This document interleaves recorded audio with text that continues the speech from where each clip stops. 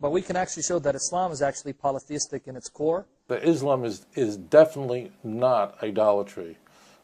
Muslims worship one God, absolutely worship one God.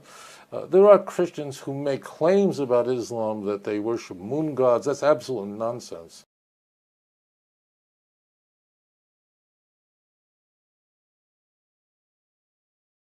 There are Christians who make claims about Islam that they worship moon gods. Allah must have referred to the moon god. That's absolute nonsense. But we can actually show that Islam is actually polytheistic in its core.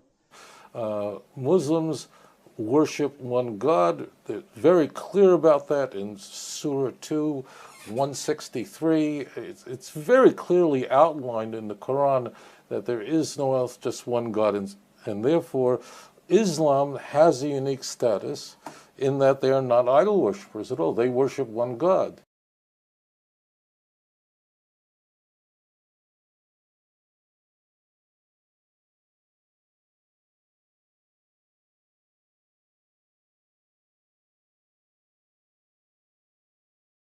Christianity is complete idolatry. Now, when I say Christianity, to be clear, there are some Christian denominations, and there are probably over 1,000 Christian denominations. Christianity is by far the most variegated religion in the world. The majority of Christians in the world, the vast majority of the Christians in the world, worship a man as a god of a distinct person from the Father. That's very important.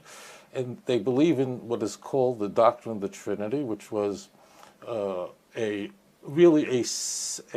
self-inflicted wound which the church brought upon itself, a wound from which they never recovered. So therefore Christianity is absolute idolatry because, and in fact in many ways it's the worst form of idolatry, because Christians genuinely worship the God, the Father.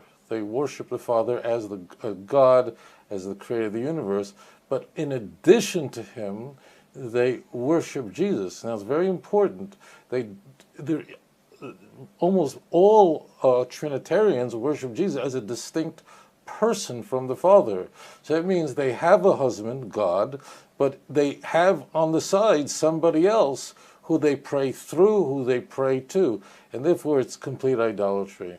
So therefore, that's why if you look at the Ten Commandments, the sin of this kind of what's called a partnership of God and someone with God is a commandment which the Torah warns us even before worshiping stones.